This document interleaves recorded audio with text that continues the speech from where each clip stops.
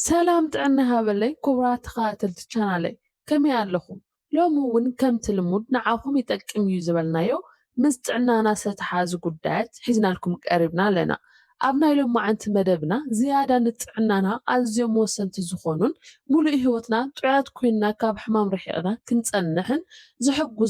4 عينتات مقبتات كنرينا نزا فيديو كساب مودات انت تخاتاتلخمني نرأسكم طرح زيكونس نمحازتهم نزامدكم سدرا بيتكم نون زخول فلتات كترهبو تخولو يخم سلازي نزا شانل حدش انتخونكم سبسكرايب مقبار يترسعو حاساو يرئيتون تهاليكم دما اب تحتي او كومنت بوتا رئيتهم هابونا لايكن شيرن مقبارون كي رسعنا بالخو حج بغتا نابنا يلوم فيديونا نتا كاب مقبتات نتعنانا ازجو تسمع معن زبهالن قداماين ጻዕዳ ሽጉርቲ እዩ ጻዕዳ ሽጉርቲ ኣብ ዓለም ካብ ዘለው ኣዝዮም ንጥዕናና ዝስማዕምዑ ምግብታት ሓደ እዩ ጻዕዳ ሽጉርቲ ብዝተፈላለየ መንገዲ ክንጥቀመሉ ንኽእል ኢና እቲ ቀዳማይ ብልክዕ ከም ሻሂ ጌርካ ምስታይ እዩ እቲ ካልኣይ ድማ ምስ ምግቢ ብምሕዋስ ብሓባር ኣብሲልካ ምጥቃም ይከኣል እዩ ንጻዕዳ ሽጉርቲ ንጥዕናና ተስማዕማዒ ዝገብሮ ቀዳማይ ነገር ኣሊሲን ዝተባሃለ ንጥረ ነገር ኣብ ውሽጡ ስለ ዘለዎ እዩ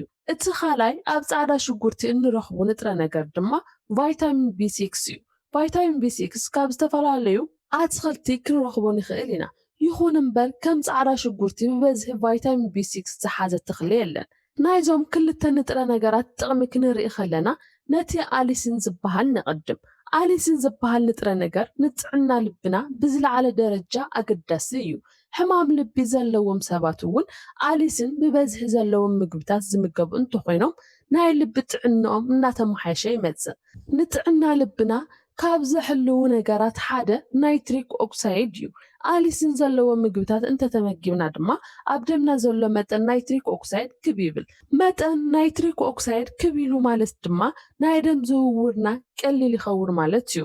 ደምና ዝለዓለ መጠን ናይትሪክ ኦክሳይድ እንተሃልዩ ዝተፈላለዩ ንጥረ ነገራት ካብ ሓደ ቦታ ናብ ካልእ ቦታ በቀሊሉ ክበጽሕ ይኽእል ልብና እውን በቀሊሉ ስራሕ ክትሰርሕ ትኽእል ማለት እዩ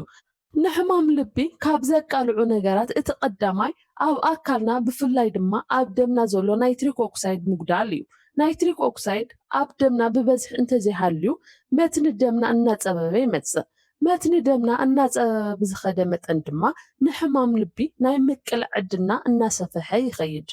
ምስ ደም ዝውውርን ሕማም ልብን ጥራሕ ዘይኮነስ ኣሊስን ዝተባሃለ ንጥረ ነገር ኮሌስትሮል ኣብ ኣካልና ብበዝሒ ከይእከብ ይገብር ብፍላይ ኣብ ከባቢ ጨጎራን ጸላም ከብድን ሰብሒ ኮሌስትሮል ብበዝሒ ከይእከብ ብምግባር ጥዑያት ክንኸውን ይሕግዘና ስለዚ ጻዕዳ ሽጉርቲ መዓልታዊ ተተመጊብና ነቲ ኣሊስን ዝበሃል ንጥረ ነገር ንረኽቦ ኣሊስን ከምቲ ኣቀድምና ዝጠቐስናዮ ንሕማም ልብን ንኻልኦት ሕማማትን ኣዝዩ ፍቱን እዩ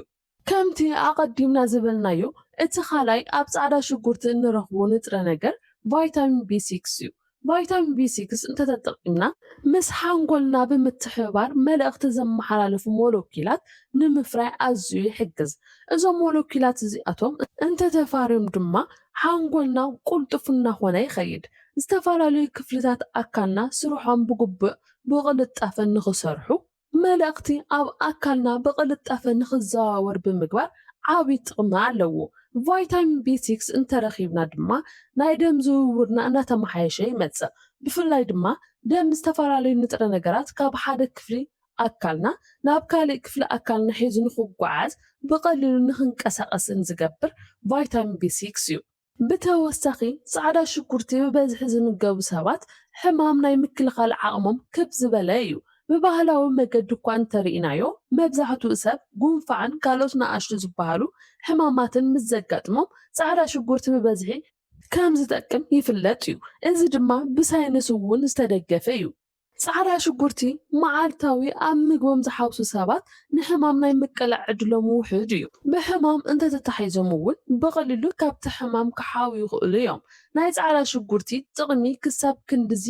ካብ ረኣና ቀፂልና ድማ እቲ ኣዝዩ ወሳኒ ዝኾነ ዓይነት ምግቢ ክንርኢ ኣለና እቲ ካልኣይ ወሳኒ ዝበሃል ዓይነት ምግቢ ተኽሊ ካውሎ እዩ ወይ ድማ ካቤጅ እዩ ተኽሊ ካውሎ እንተተመጊብና ኣብ ኣካልና ናይ ካንሰር ዋህዮታት ካንሰር ሴልስ ናይ ምፍራይ ናይ ምዕባይ ከምኡውን ናይ ምፍጣር ዕድሎም እናወሓደ ይመጽእ። ካልእ ናይ ተኽሊ ካውሎ ጥቕሚ ድማ ኣብ ኣካልና ዘጋጥም ናይ ዋህታት ሕብጠት ወይ ድማ ኢንፍላሜሽን ንምክልኻል እዩ። ኣብ ኣካልና ብትሪልዮን ዝቁጸሩ ዋህታት ወይ ድማ ሴልስ ኣለዉ። እዞም ዋህታት እዚኦም ድማ ብዝተፈላለየ መንገዲ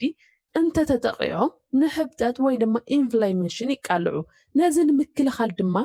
ከም ተኽሊ ካውሎ ዝበለ ጥቕሚ ዘለዎ ምግቢ የለን። ብፍላይ ኣብ ተኽሊ ካውሎ ዘሎ ቫይታሚን ሲ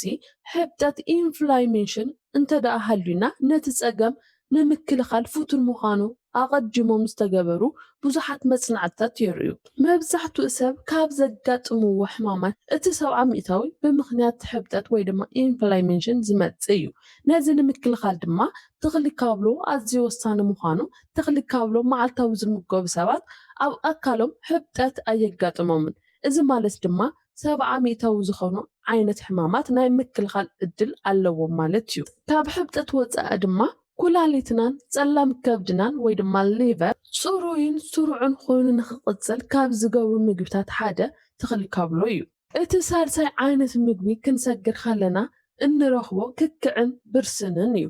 ክክዕን ብርስንን ኣብ ውሽጡ ንኣካልናን ንጥዕናናን ኣዝዮም ኣድለይቲ ዝበሃሉ ንጥረ ነገራት ሒዙ ይርከብ። እዞም ንጥረ ነገራት እዚኦም ፕሮቲንን ፖታሽየምን ፋይበርን እዮም። ክክዕን ብርስንን መዓልታዊ እንተተመጊብና ኣብ ኣካልና ዘለዉ ፈንገስን ባክተርያን ዝመስሉ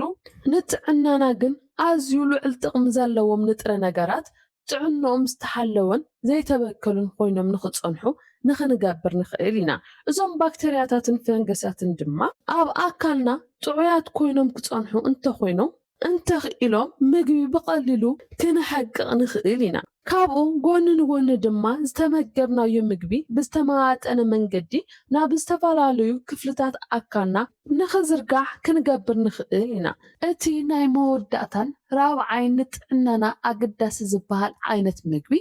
ዓሳ እዩ። ዓሳ ካብ ካልኦት ምግብታት ብፍሉይ መልክዑ ዝለዓለ ኦሜጋ 3 ፋቲ ኣሲድ ኣብ ውሽጡ ሒዙ ይርከብ። ኦሜጋ 3 ድማ ኣብ ኣካልና ዘጋጥሙ ሕብጠታት ንምጉዳል ይሕግዝ። ካብኡ ጎኒ ንጎኒ ድማ ንሓንጎልናን ንልብናን ጥዕና እውን ኣዝዩ ኣገዳሲ እዩ። ንምህናፅ ጨዋዳታትን ንምህናፅ ኣዕጽምትን ዘድልየና ዓይነት ቫይታሚን ማለት ድማ ቫይታሚን ዲ እውን ብበዝሒ ኣብ ዓሳ ስለ ዝርከብ ንጨዋዳታትናን ንኣዕጽምትናን ንምጥንኻር ዓሳ ክንበልዕ ይምከር። እምበኣር ክቡራት ተኸታተልቲ መደብና ንሎሚ ሒዘልኩም ዝቐረብኩ እዚ ይመስል ነይሩ። ኣብ ዝቕጽል ብኻሊእ መደብ ጥዕና ክሳዕ ንራኸብ ሰላም ቅነ